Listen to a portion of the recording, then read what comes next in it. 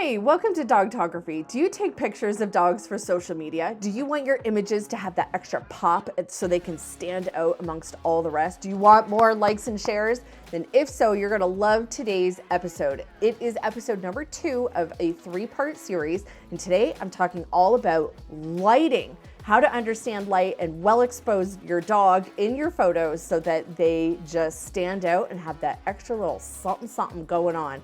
People are gonna wanna like and share these, I guarantee it. Stay tuned.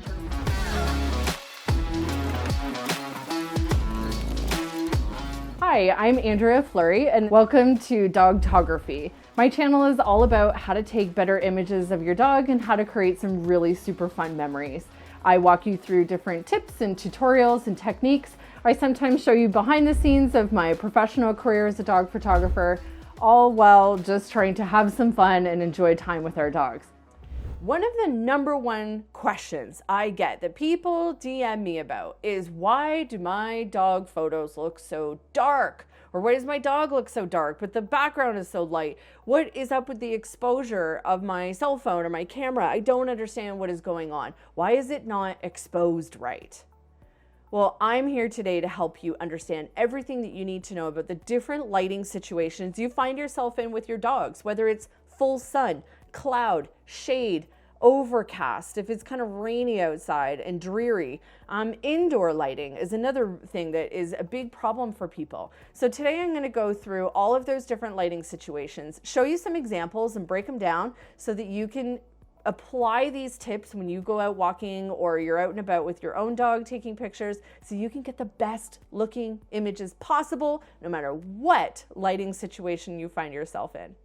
Okay, so let's get into it. The first thing I'm going to talk to you about is different types of sunlight or different times of the day. So let's start at the beginning of the day. Before the sun even comes over the horizon, we have what's called blue hour. Now, blue hour is a great time to get some silhouettes, and silhouettes are exactly what you see here, where the subject is all blacked out and you can really see the profile of the dog. So if you position them kind of sideways to the camera, you get to see the outline of their face, and everything is just amazing. You get like lots of really pretty skies, and you usually get lots of color. This one I've edited purposely to look cold because it was in the winter, but you often get like pinks and purples in the sky, and it's just amazing.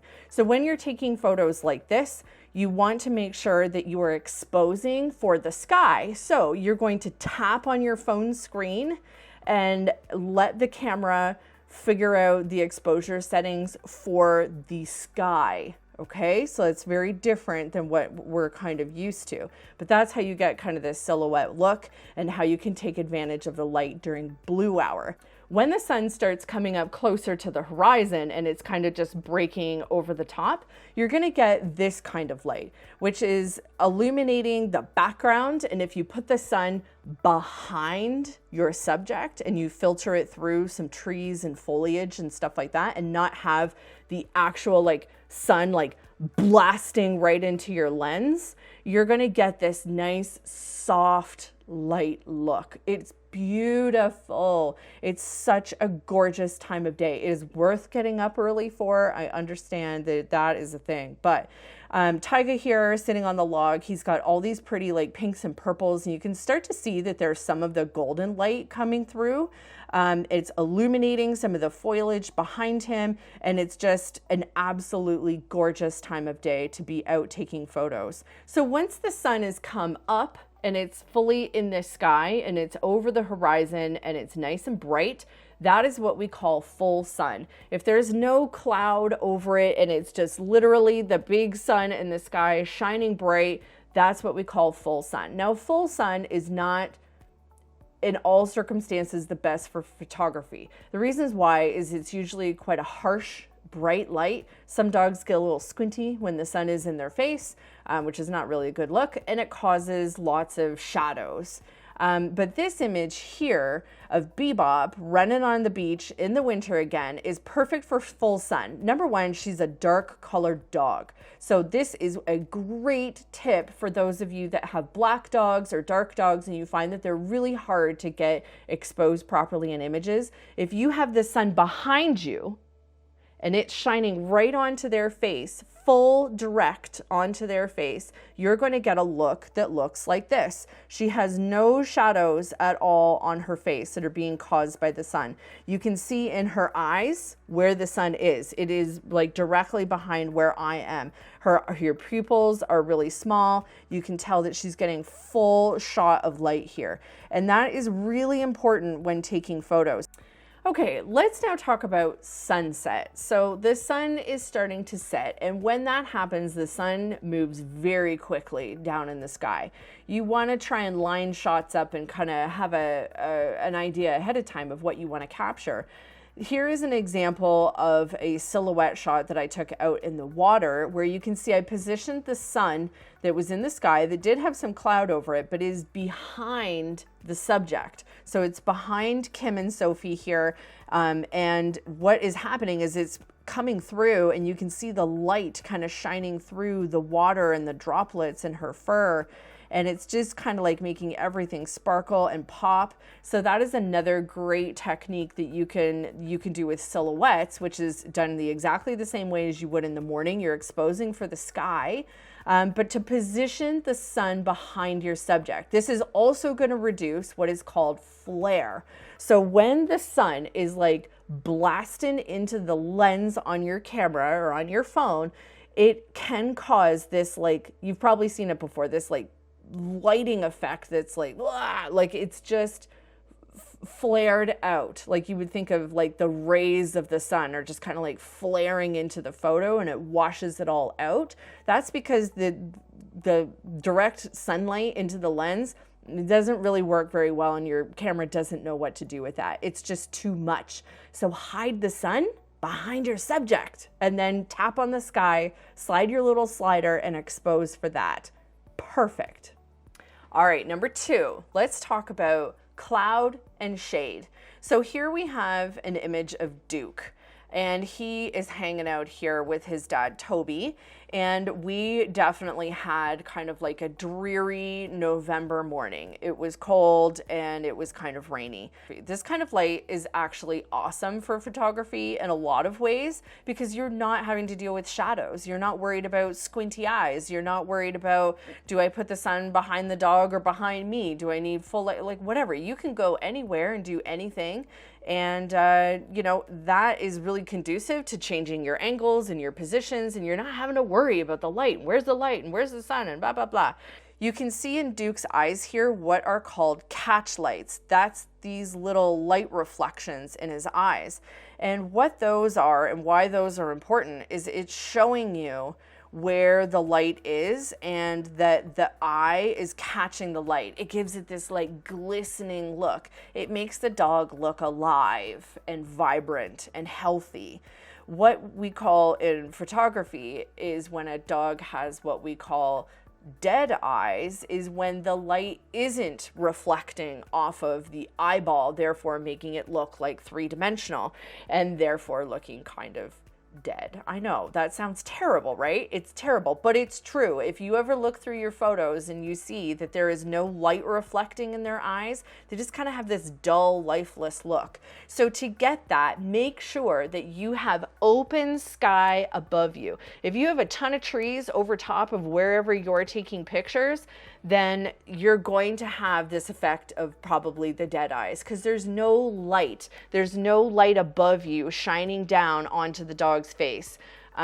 So especially if you're in a forest or something like that, you want to make sure that there is a clearing or an opening up above you where the light can get through and to evenly cover your dog's face. Make sure it's not lighting one side and not the other side. Turn yourselves, move yourselves around. I do this all the time. I lure with a treat. I kind of get my dog into the position. I'm looking at the light on his face. What's the light doing? Is it only getting half of his face? Is it too high? Is it too low?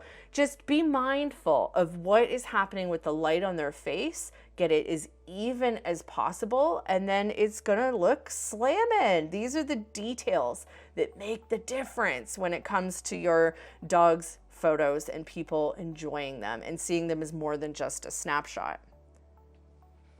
Here's another really great example of Toby and Duke when it comes to catch lights in the dog's eyes. Look, if I even zoom in enough, you can see me in the catch light, you can see that there's a little bit of tree there, but there's lots of open blue sky around.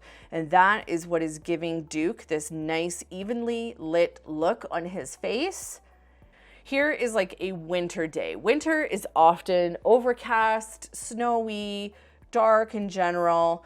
This is just another example of, posing the dog and having the natural light. The great cool thing that happens, the effect that happens when there is like clouds in the sky, is it turns the sky into like a giant softbox. Well, what's a softbox? A softbox is a light diffuser that photographers put on like a light bulb. They put a big diffuser on it and it disperses the light so it's going everywhere, which is exactly what clouds are doing. So it's genius, and it's a great time to go out and take pictures and not have to worry about shadows and where to position yourself in relationship to the sun. Okay, let's now talk about indoor photography. Now, this is a completely separate subject, but I want to go over some quick tips I have for lighting when it comes to indoor photography.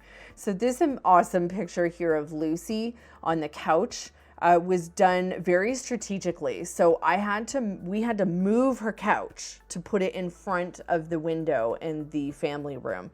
So what you can start to see in the image is that her face and her chest and her paw here are all kind of nicely lit from the light coming in through the window. It wasn't direct sun or anything like that. It's just light coming in through the window is really nicely exposing her.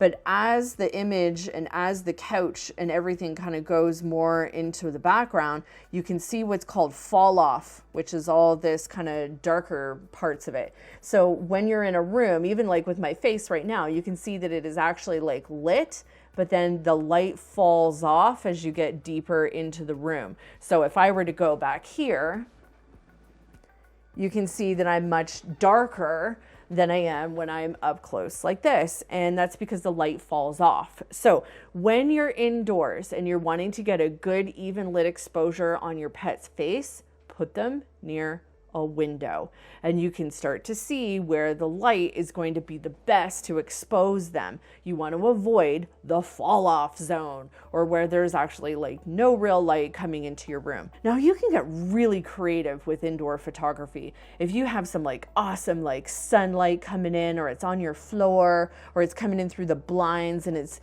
making this like neat effect, like get creative with it, do whatever you want. But these are just some of my tips for how to get like exposure for pets. So let's talk about like a dark animal. So black cat, trickiest thing ever, and a black dog to take photos of indoors. So what I did with Raven here is she's actually sitting on top of her kitchen table, and we moved her kitchen table right in front of her patio doors. Legit. We like just pushed it over in the dining room right beside the patio doors. I'm actually standing outside on her deck taking this picture. So I'm outside the patio doors shooting through, and she's standing or sitting or laying or whatever you want to call this on top of her kitchen table. So that was interesting. Here's Lucy laying down on her mom's bed. And again, you can see where the light is coming in from. The light is coming in through a window, and it's kind of coming in towards her like that. You can see the lightest parts of the image, and then this is kind of like the darker part of the image over here. She does have a catch light in her eye, which is really nice to see. She does on both eyes actually, and that is exactly what you want. So when you're going through your pictures and you're trying to decide which one am I going to post, make sure you're posting photos of your dog where they have some light in their eyes. That's going to make your picture really pop. So that's another thing that you can do. Let's look at this image here of Leslie and Chloe. So you can see again that the light is coming in this way. They are sitting right beside, there is a window right here, and it is casting light, and the rest of this image is in shadow, but it's not so much shadow that you can't see the side of their face. They're not like off into like the fallout zone or the fall off zone in the room. And they're still, really nicely lit with natural light. So you have to be creative. If you are shooting photography indoors and you're wanting to get well exposed images of your dog or your cat or whatever it might be, use your windows as your light source as much as possible. Try to avoid turning on lights in your house or side tables or whatever. That artificial lighting is going to give your images like a really weird orangey yellow cast, and you might want to try to avoid that. Try and use natural light coming in through the windows of your house to your advantage. It's there, it's free, it doesn't cost anything, and you can get super creative with it. So play around with it, have some fun, and enjoy taking pictures indoors. So to recap, if you're taking pictures during the day, either just before the sun comes up or after it's up, you want to be mindful of where the sun is in relationship to you and your dog when you're taking photos. Either put the sun behind you so the sun is shining directly down onto your dog's face, or put it behind your dog or behind some trees or something to filter the light so it's not blasting into the lens element on your camera, and it's getting some nice filtration and therefore is a little softer and it has that nice glow. If you're taking pictures in blue hour or golden hour, which is right before sunset, try exposing for the sky and getting some silhouettes. If you're photographing in shade or overcast skies, enjoy being able to move your subject around and putting them wherever they need to be in order to get the best shot. You don't have to worry about shadows and things like that. But what you are going to want to make sure you have is some nice bright blue sky above you, so it is giving your dog even lighting across their face. That is essential. Resist the urge in forests, deep dark forests, to try and take well exposed photos. They will likely fail. And then lastly, if you are indoors taking photos, use your windows and your doors or anything like that to your advantage. Try to resist the urge to turn on artificial lighting. Try to use natural light. And if you have to, take them during the brightest times of the day. But most of all, the best thing about lighting is just being creative, doing new and different things, experimenting with it, because now you're mindful of it. You know more about what's going on with the light going on around you, and now you can start getting creative. So here's your assignment. I want you to go out and be creative with lighting. Tag me at dogtography.ca so that I can see it, share it, like it. And I want to see what you're creating with your newfound lighting knowledge. Go back and check out episode number 1 if you're looking for some tips and tricks on how to compose some better photos, and then stay tuned for episode number 3, which is going to be coming at you next week. Until then, enjoy creating some fun moments with your dog, and I will see you next week. Bye for now.